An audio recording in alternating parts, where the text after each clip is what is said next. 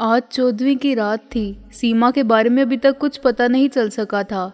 Uni की तरफ से लिस्ट पुलिस को दे दी गई थी। लिस्ट में मोमिन और सीमा का नाम भी मौजूद था। लिस्ट की एक कॉपी आहिल ने हैकर सिस्टम की बदौलत हासिल कर ली थी, मगर जब देखा कि सीमा के साथ साथ मोमिन का नाम भी शामिल था तो आहिल को अब अपना शक यकीन में बदलता महसूस हो रहा था। इसे यकीन था कि सीमा मोमिन के पास ही है। तो तुम हो वो स्पेशल ऑफिसर? अपने सामने खड़े खूबरू नौजवान को देखकर एएसपी बोला। यस सर, नौजवान ने सल्यूट किया। सो मिस्टर मिनहाज हमीद, क्या अपडेट है यूनी से लापता होने वाले टीचर्स और तुलबा की? एएसपी के पूछते ही मिनहाज ने एक लिस्ट इसके आगे रख दी। तुम इनमें से किस किस को जानते हो? सर, नंबर 7 पर सीमाब नूर मेरी क्लासमेट है और नंबर 14 पर मोमिन गुलफाम मेरे टीचर हैं। मिनहाज की बात पर एएसपी ने सर हिलाया। सर, एक बुरी खबर, एक और डेड बॉडी मिली है, सेम वे ऑफ मर्डर। इतने में ऑफिसर अंदर दाखिल हुआ और तस्वीरें एएसपी के आगे रख दी। मिनहाज, जो इन बातों से लाताल्लुक सा खड़ा था, एकदम इसकी आंखें उबल कर बाहर को आ गईं। ये वो तस्वीर की तरफ देखकर बोला। क्या हुआ? दोनों ऑफिसर्स चौंके। मैं पहचानता हूँ इस टैटू को। मिनहाज की बात पर एएसपी भी अपनी सीट से उछला। इसने बेयकीनी से मिनहाज को देखा, जिसका सर इस बात में हिला था। जब से यूनी की तरफ से दी जाने वाली लिस्ट आहिल को मिली थी, तब से एक बेनाम सी बेचैनी इसे लग गई थी। पता नहीं क्यों, मगर इसकी छठी हिस्स बार बार इसे कुछ बहुत गलत होने का अंदिया दे रही थी। कुछ सोचते हुए इसने अपनी बाइक निकाली और मिनहाज से मिलने पुलिस स्टेशन चला गया।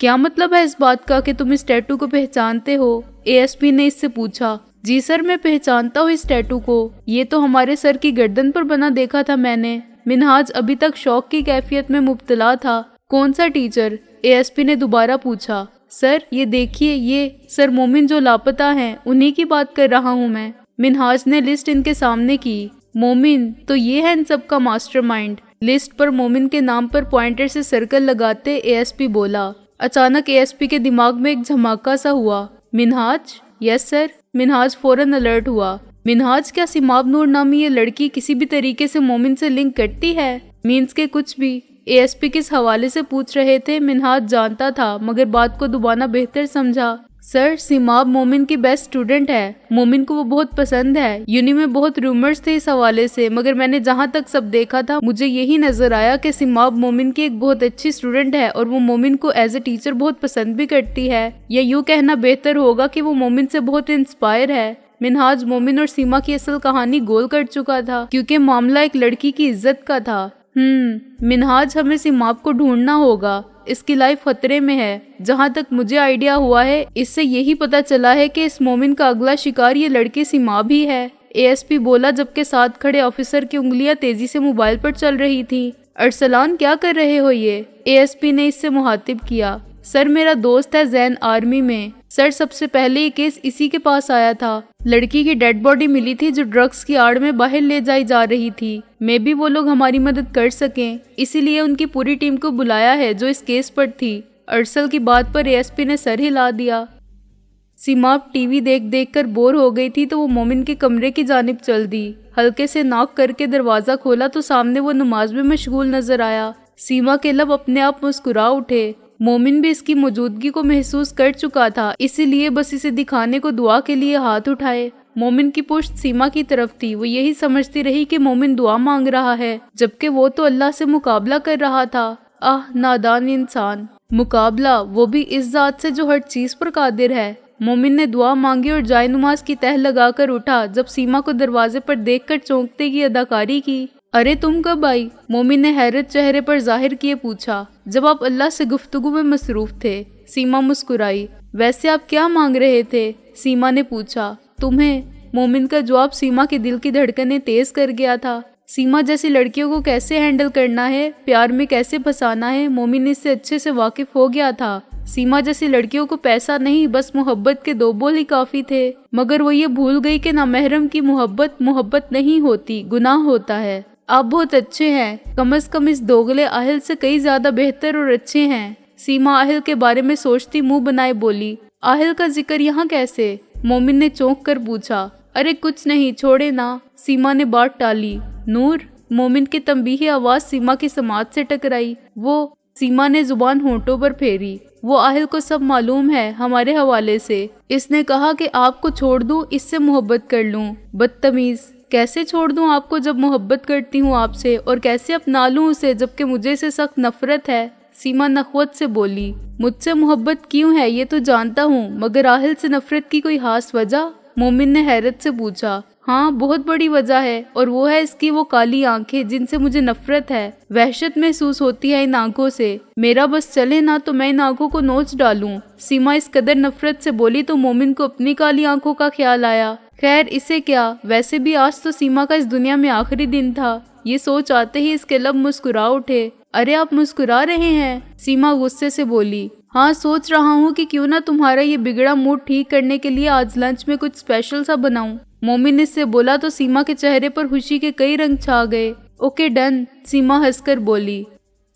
माहौल हद दर्जा गर्म था। माहौल में काफी तनाव छा गया था। जवाद और शहीर दोनों का चेहरा सपाट था, जबकि जैन और नहाद बार बार एक दूसरे को देख रहे थे। अब क्या करना है हमें? मिनहाज की आवाज गूंजी। क्या मतलब क्या करना है? हमें भाभी को बचाना है इस हैवान से। नेहाद फौरन बोला। सर, अरसल इज्जत में अंदर दाखिल हुआ। सर, बहुत बड़ा मसला हो गया है। अरसल का सांस फूला हुआ था। अब क्या हुआ? एएसपी झुंझुला उठा। सर, इस मोमिन का जो एड्रेस मिला है यूनी की तरफ से वो नकली है सर, जबकि वो एड्रेस तो सिर्फ एक खाली प्लॉट का है जिसके आसपास 1-2 घर हैं, वो भी बंद। अरसल की बात पर वहां मौजूद तमाम अफराद चौंक गए थे। Damn it! अचानक गुस्से से भड़कते जवाद ने क्रिस्टल बॉल उठाकर दीवार पर मार दिया। इसका गुस्सा कम होने का नाम ही नहीं ले रहा था। जवाद, कंट्रोल! शहीर ने बेतासुर चेहरा लिए इसके कंधे पर हाथ रखा। कंट्रोल? कैसे करूं कंट्रोल मैं शहीर? मेरी बहन इस हैवान के पास है। कैसी है, किस हालत में है, कुछ भी मालूम नहीं। जिंदा है या मर गई?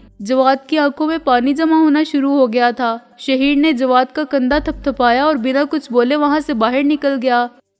तुम्हारे पास सिर्फ आधा घंटा है, मुझे इस शख्स का एड्रेस चाहिए। अपने हैकर को नंबर देकर शहीर वहां से चला गया था। आहिल जो मिनहाज से मिलने जा रहा था, शहीर का मैसेज मिलते ही चौंका। वो नहीं जानता था कि ये नंबर किसका है, लेकिन अगर शहीर ने मांगा है तो जरूर अहम होगा। मिनहाज से मिलने का इरादा तर्क करते इसने बाइक मोड़ ली थी। शहीर सीमा से बहुत ज्यादा अहम था आहिल के लिए। इतना सब कुछ किस लिए? सीमा हैरान हुई थी इतनी सारी डिशेस देखकर। तुम्हारे लिए, मोमिन अजीब अंदाज में मुस्कुराया। मगर वो क्यों? सीमा अभी भी हैरत के जेरे सिर थी। प्रोक्वेस एस्तु अल्टीमो दिया एन अल मुंडो, क्योंकि आज तुम्हारा आखिरी दिन है इस दुनिया में। मोमिन इसकी आंखों में देखकर बोला तो सीमा इसे तारीफ समझकर मुस्कुरा दी। मोमिन का लहजा ही इतना मीठा था। खाने के बाद मोमिन नमाज का कहकर अपने रूम में चला गया था। इसका लेंस मसला कर रहा था और अब इसे तैयारी भी तो करनी थी। आखिर को वक्त करीब आ रहा था। सीमा नमाज पढ़ चुकी थी, मगर अब इसे शिद्दत से प्यास महसूस हो रही थी। वो किचन की जानिब चल दी। फ्रिज खोलकर पानी की बोतल निकाली तो नजर वहां पड़ी कांच की लाल बोतल पर गई। ये क्या है? बोतल बाहर निकाले वो खुद से बोली। लगता है जूस है, गर्मी भी लग रही है, यही पी लेती हूँ। बिना कुछ सोचे समझे इसने बोतल खोली और ग्लास को इस लाल शरबत से भर लिया। एक घूंट भरकर ही सीमा ने इसे सिंक में थूक दिया। ये क्या है? इसकी आंखें हैरत से बड़ी हो गई थी। सीमा ने थोड़ा सा खून ग्लास से सिंक में फेंका और हाथ लगाकर उंगलियों पर लगा लाल रंग नाक के पास ले गई। खून! इसकी आंखों में खौफ उतर आया। इसने तेजी से ग्लास जमीन पर मारा और मोमिन के कमरे की जानिब भागी। इसी असनाम में खून की बोतल भी जमीन पर गिरकर किरची किरची हो गई थी। मोमिन! वो कमरे का दरवाजा खोलकर इज्जत में अंदर दाखिल हुई। मोमिन जो लेंस को इसकी डिब्बी में रख रहा था एकदम हड़बड़ा गया। क्या हुआ? इसने हैरत से सीमा की तरफ देखा। वो किचन, वो खून! सीमा अपनी जगह जमकर रह गई थी। वो इस कदर डरी हुई थी कि मोमिन की काली सर्द आंखों को भी नहीं देख सकी। मोमिन इसकी बात सुनकर तेजी से किचन की जानिब भागा, जहां किचन में इसकी मेहनत जाया हो चुकी थी। नूर! वो दांत पीसते बोला। सीमा अभी तक मोमिन के कमरे में खड़ी डर से कपकपा रही थी। तुम बेवकूफ लड़की, क्या कर दिया तुमने? इडियट! कितनी मेहनत की थी मैंने इस सब के लिए, कितने लोगों की जान ली, और तुम सुन रही हो मुझे यूं इडियट? इसे झंझोड़ते मोमिन ऊंची आवाज में बोला। सीमा ने जितना इसका नुकसान किया था, इसका बस चलता तो अभी इसका काम तमाम कर देता, मगर अभी कुछ टाइम था। वो सीमा पर चिल्लाने लगा, जबकि सीमा की नजरें तो इसकी काली सर्द आंखों पर जमी रह गई, जिनमें कोई रहम, कोई नरम तासुर नहीं था, बस वहशत और दरिंदगी थी। कौन हो तुम? रोते हुए सीमा ने पूछा। सीमा के इस सवाल पर एक खूबसूरत मुस्कुराहट मोमिन के चेहरे पर आ गई। मैं मोमिन हूँ, तुम्हारा मोमिन। इसकी आंखों में कुछ ऐसा था कि सीमा कांप कर रह गई। ये आंखें? सीमा ने डरते डरते इन आंखों की तरफ इशारा किया। खूबसूरत है ना बहुत, हर किसी को अपने शहर में जकड़ लेती है। मोमिन हनोज मजे से बोला। मगर तुम्हारी आंखें तो भूरी थी ना। डर कर इसके अल्फाज पूरे हुए। आह लेंस, मेरी जान लेंस। वो भरपूर अंदाज में मुस्कुराया। सीमा को इसकी मुस्कुराहट से खौफ सा आने लगा था। वो डरते डरते पीछे को होने लगी, यहाँ तक कि ड्रेसिंग रूम की जानिब बढ़ गई। अरे नूर मेरी जान, भागो मत, कोई फायदा नहीं। मोमिन हंसते हुए बोला। Come baby, come to me, to your love. Momin छोटे छोटे कदम उठाए इसकी तरफ यूं बढ़ा जैसे कोई किसी बच्चे को ट्रीट करता है। सीमा नफी में सर हिलाती फरार का रास्ता ढूंढने लगी, जबकि इसका हाथ अपने पीछे लगी दीवार पर गया और मोमिन का सीक्रेट रूम वाज़िया हो गया। सीमा तेजी से भागती सीढ़ियां उतरने लगी। पीछे मोमिन का ऊंचा कहकहा गूंजा तो गोया शिकार खुद शिकारी के जाल में फंस चुका है। मोमिन हंसते हुए खुद से बोला। सीमा तंग मगर अंधेरे रास्ते से होती हुई एक कमरे की जानिब दौड़ी। सीमा डरते डरते दरवाजा खोलने की कोशिश करते हुए बार बार पीछे को देख रही थी, जहां से भारी बूटों की आवाज आ रही थी। आखिरकार दरवाजा खुल गया था। वो अंदर दाखिल हुई और अंदर से दरवाजा लॉक कर दिया। दरवाजे से टेक लगाए इसने अपनी सांसें हमवार की और अब गौर से कमरे को देखने लगी थी।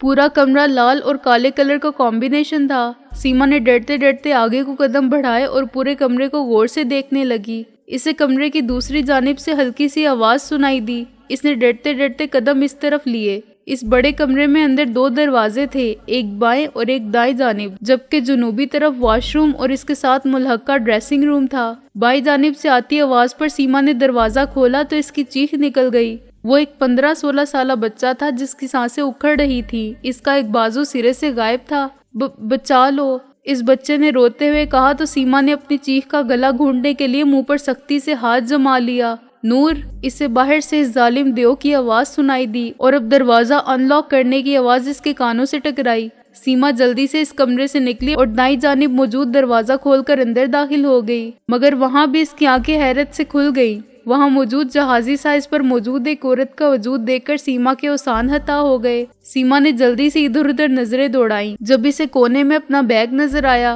वो जल्दी से बैग की जानिब भागी और अपना मोबाइल निकाला। शुक्र है इसकी थोड़ी बहुत चार्जिंग थी। इसने तेजी से जवाद का नंबर मिलाया, मगर नजरें भटक भटक कर इस बंद दरवाजे की जानिब उठ रही थी, जहां से वो हैवान कभी भी अंदर दाखिल हो सकता था। हेलो। मोबाइल उठाते ही सीमा की घुटी घुटी सी आवाज निकली।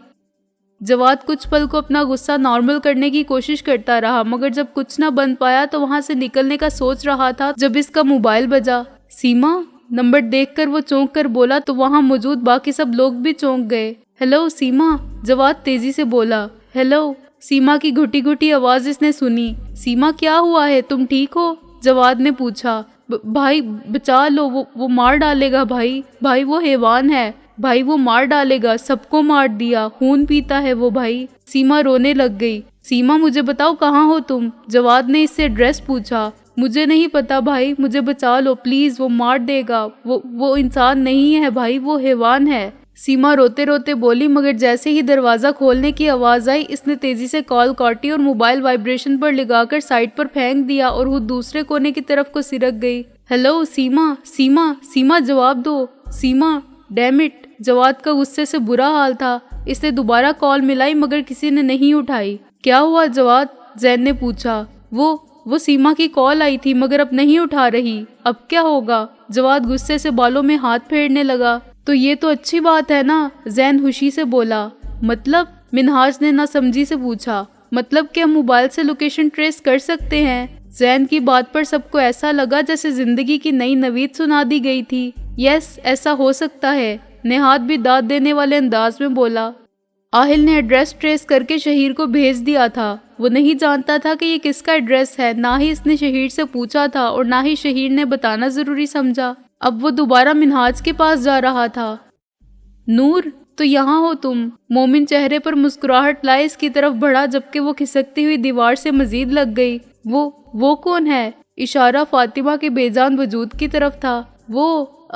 मोमिन ने एक सर्द सांस खारिज की और फातिमा को देखकर दोबारा सीमा को देखने लगा। फातिमा, वो बोला तो सीमा ने देखा इसकी आंखों में एक ऐसी चमक थी जो सीमा ने कभी भी अपने लिए नहीं देखी थी। फातिमा, सीमा धीमी आवाज में बोली। हाँ मेरी फातिमा, मेरी बीवी अच्छी लगती थी मुझे, मगर इसने मुझे धोखा दिया, मुझ पर अपने इस अल्लाह को फोकियत दी तो मैंने इसे सजा दी, ऐसी सजा जो कभी किसी को नहीं मिली होगी। मोमिन का पल भर में लहजा सख्त हो गया था और वो धीरे धीरे इसे अपने बारे में सब बताने लगा। मगर फिर तुम मिली, यूं लगा जैसे एक और फातिमा मिल गई हो। सोचा था कि तुम्हें अपनी दुनिया में ले जाऊंगा जहां फातिमा को नहीं ले जा पाया, मगर तुम तो एक होकर एक तवाइफ की तरह मेरे आगे बिछ गई। एक सच बताओ सीमा नूर, मर्द चाहे जैसा भी हो, इसे ऐसी औरत सख्त नापसंद है जो इसके आगे बिछ जाए, इसकी गोद में एक पके फल की तरह टूट कर गिरे। तुम तो बहुत घटिया और गिरी हुई निकली। मोमिन का लहजा साफ मजाक उड़ाता था। खैर चलो, एक और मौका देता हूँ तुम्हें, छोड़ दो अपने खुदा को, मेरे साथ चलो मेरी दुनिया में,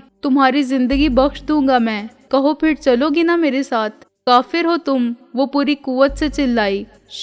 ऐसे नहीं बोलते। अपने होंठों पर उंगली रखे इससे खामोश करवाया। मैं काफिर थोड़ी ना हूँ। अब की बार इसने अपनी तरफ उंगली की। मैं तो मोमिन हूँ, मोमिन, तुम्हारा मोमिन। इसकी मुस्कुराहट सामने बैठे वजूद की सांसें छीन लेने को काफी थी। सीमा ने जोर से मोमिन को धक्का दिया और बाहर को भागी। इसे फौरन यहाँ से निकलना था। तो तुम्हें मेरे साथ टॉम एंड जेरी खेलना है? ओके नूर डार्लिंग, तुम्हारी आखिरी ख्वाहिश समझकर खेल लेते हैं। साथ ही इसने टाइम देखा जो बहुत कम रह गया था। एड्रेस मिलते ही शहीद ने गाड़ी इस रास्ते की जानिब दौड़ा दी। इसे सीमा को बचाना था, हर सूरत में, हर हाल में। शाम के साए अब रात के अंधेरे में बदल रहे थे। मैं तुम्हें बचा लूंगा सीमा, डोंट वरी। मोबाइल पर एड्रेस देखकर वो खुद से बड़बड़ाया। तेज कदमों से भागते वो दोबारा से मोमिन के कमरे में पहुंच गई थी। इसे अब एक पल भी यहाँ नहीं रुकना था। बार बार इसे अपनी बेवकूफ़ी पर रोना आ रहा था। इसे आहल के अल्फाज याद आ रहे थे कि औरत तो मर्द को पहचान लेती है, फिर इससे इतनी बड़ी भूल कैसे हो गई? वो क्यों ना पहचान पाई इस हैवान को? मोमिन के कमरे से निकलते वो फ्रंट डोर की तरफ भागी, मगर ये क्या, वो तो लॉक था। इसने अपनी तरफ से पूरी कोशिश की मगर ला हासिल। सीमा को किसी भी सूरत अपनी हिम्मत नहीं हारनी थी। फ्रंट से वो बैक की तरफ भागी। इसे याद था कि मोमिन ने बातों ही बातों में इसे बैक डोर के बारे में बताया था। फुली सांसों के साथ वो पीछे की तरफ भागी, मगर इस तरफ का दरवाजा भी लॉक था। इसे जी भरकर अपनी किस्मत पर रोना आ रहा था। नूर, मोमिन की सर्द आवाज इसके कानों से टकराई। इसकी आंखें नमकीन पानी से भर गईं। नफी में सर हिलाते वो अपने बचाव के लिए इधर उधर नजरें दौड़ाने लगी, जब इसे एक मोटा डंडा सीढ़ियों के नीचे बने स्टोर रूम के बाहर मिला। हाथ में वो डंडा लिए वो वहीं सीढ़ियों के नीचे छुप गई। नूर बेबी, कहाँ हो तुम? और कितना खेलना है? जितना मर्जी भाग लो मेरी जान, मगर आज तुम्हें यहाँ से कोई आजाद नहीं करवा सकता। मोमिन का मुस्कुराता लहजा पल भर में सर्द हुआ था। कहाँ ढूंढूं, कहाँ ढूंढूं? हाँ, मिल गई। डाइनिंग टेबल के नीचे देखते वो बोला। शिट, यहाँ नहीं हो तो फिर कहाँ गई? हालांकि वो जानता था कि सीमा कहाँ है, मगर इसे सीमा का खौफ, इसका डरना बहुत खुशकुन एहसास था। ये मजीद आधा घंटा ऐसे ही गुजर गया, मगर अब इंसानी खून और गोश्त की तलब इस पे बढ़ती जा रही थी। इसे अब ये खेल रोकना था। इसीलिए छोटे छोटे कदम उठाता वो बिना आवाज पैदा किए सीमा के सामने जा बैठा, जो आंखें नीचे मुंह पर जोर से हाथ रखे अपनी चीख का गला घूंटने की कोशिश में थी। मोमिन इसकी इस नाकाम कोशिश पर मुस्कुराया, पकड़ लिया। जोर से हंसकर बोलते वो सीमा को चीखने पर मजबूर कर गया और इसके बाल अपनी मुट्ठी में दबोचते इसे वहां से बाहर निकाल लाया। नहीं, छोड़ो, छोड़ दो मुझे प्लीज, तुम्हें अल्लाह का वास्ता छोड़ दो। वो इस हैवान, इस शैतान को अल्लाह का वास्ता दे रही थी जिसमें इंसानियत कब के मर चुकी थी। इसे यूं अपनी कैद में तड़पते मचलते देखकर मोमिन पागलों की तरह हंसने लगा।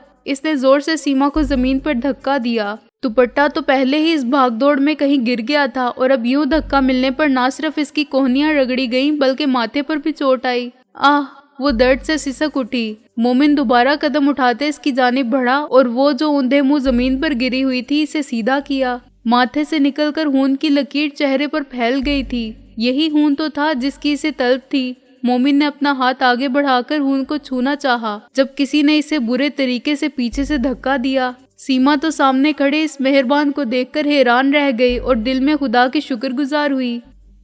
शहीर थोड़ी ही देर में मोमिन के घर पहुंच चुका था। वो एक घर नहीं बल्कि महल था।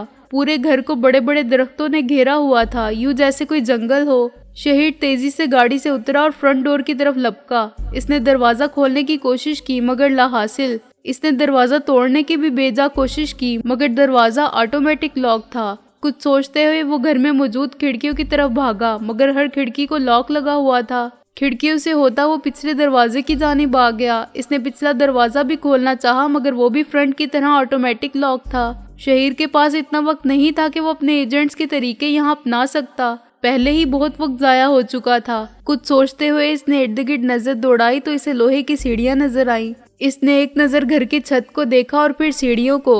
इसने सीढ़ियां दीवार के साथ लगाई तो ये यकीनी तौर पर इस पाक जात की नवाजिश थी कि सीढ़ियां छत तक पहुंच रही थी। शहीर ने फौरन सीढ़ियां चढ़ना शुरू कर दी। अब वो छत से थोड़ी दूरी पर था। एक छलांग लगाते वो छत पर आन पहुंचा। छोटे छोटे कदम उठाता वो अब घर के अंदर जाने वाले दरवाजे के पास जा पहुंचा। इसने दरवाजा खोलना चाहा जो लॉक था। पहले इसे तोड़ने की सूझी, मगर साथ ही इसे किसी की चीख सुनाई दी। सीमा! इसके लब फड़फड़ाए। दरवाजे को तोड़ने का इरादा तर्क करते हुए इसने अपनी पैंट की जेब से छोटा सा चाकू निकाला और नहायत तेजी और सुलझे तरीके से लॉक खोल दिया। अब वो अपने कदम लेता नीचे को आया, जबकि इसकी नजरें सामने मौजूद मंजर पर जा ठहरी। मोमिन जमीन पर ऊंधे मुंह गिरी सीमा के सामने बैठा था। शहीर लंबे ढक भरता इनकी तरफ पहुंचा और इससे पहले कि मोमिन सीमा को हाथ लगा पाता, शहीर ने मोमिन को जोरदार धक्का दिया। अब इसकी नजरें सीमा को देख रही थी जो हल्के से कपकपा रही थी। शहीर! वो रो दी। बस चुप, मैं आ गया हूं ना, अब तुम्हें कोई कुछ नहीं कहेगा। अपनी जैकेट उतारकर सीमा को पहनाते वो बोला तो सीमा को खुद से मजीद नफरत हो गई। ये वो शख्स था जिसे सीमा ने अपनी भोंदी मोहब्बत के लिए ठुकरा दिया था। ये वो शख्स था जो इसे मोमिन जैसे शहजादे के आगे एक अदना सा इंसान मालूम होता था, और आज वही इंसान इसकी इज्जत, इसकी जान का मुहाफिज बना हुआ था। क्या सीन है! मेरी तो आंखें भर आईं। तालियां बजाते मोमिन बोला तो शहीर ने गुस्से से मुठ्ठियां भींच ली। तुम्हारी हिम्मत कैसे हुई इसे हाथ लगाने की, छूने की, मेरी होने वाली बीवी पर नजर रखने की? शहीर गुस्से से बिफरे बोला। तुम्हारी होने वाली बीवी? मोमिन हंसते हुए बोला तो सीमा का दिल चाहा कि जमीन फटे और वो इसमें समा जाए। वैसे तुम्हें राज की बात बताऊं, तुम्हारी जो ये होने वाली बीवी है ना, कल तक ये मेरे साथ के ख्वाब सजाए बैठी थी। अरे वो तो तुमसे रिश्ता तक तोड़ने को तैयार थी, और तुम ऐसी यंच और घटिया औरत को बीवी बनाना चाहते हो जो किसी गैर के साथ बिना किसी रिश्ते के रह रही थी। मर्द हो भी कि नहीं, तुम्हें तो इसे जान से मार देना चाहिए। मोमिन ने सीधा सीधा इसकी मर्दानगी पर सवाल उठाए इसे गाली दी थी, उकसाया था इसे, मगर शहीर खामोश रहा। कर ली बकवास, बोल लिया जितना बोलना था। अब मेरी सुन और गौर से सुन। वो मेरी होने वाली बीवी है। होने वाली और हो चुकी में बहुत फर्क होता है। यकीन मान, अगर मेरी बीवी होकर वो ऐसी हरकत करती ना तो जान से मार डालता इसे, मगर वो बीवी नहीं है मेरी, कोई हक नहीं मेरा उस पर। मगर तूने एक लड़की की जान लेने की कोशिश की और बहुत से मासूम लोगों की जान ले चुका है, तो तुझे तो मैं नहीं छोड़ूंगा। इसे सजा मिले या ना मिले ये इसके घर वालों का फैसला है, मगर तुझे सजा जरूर मिलेगी। शहीर के सर्द लहजे पर सीमा के अंदर बहुत कुछ टूटा था। शहीर ने मोमिन को कोई मौका दिए बिना इस पर हमला करना शुरू कर दिया था। मोमिन का पूरा चेहरा खून की वजह से लाल हो चुका था। इसने अपने बचाव की अजहद कोशिश की मगर नाकाम रहा। आखिर शहीर जैसे मर्द मुजाहिद के आगे मोमिन जैसा कायर कब तक टिक पाता।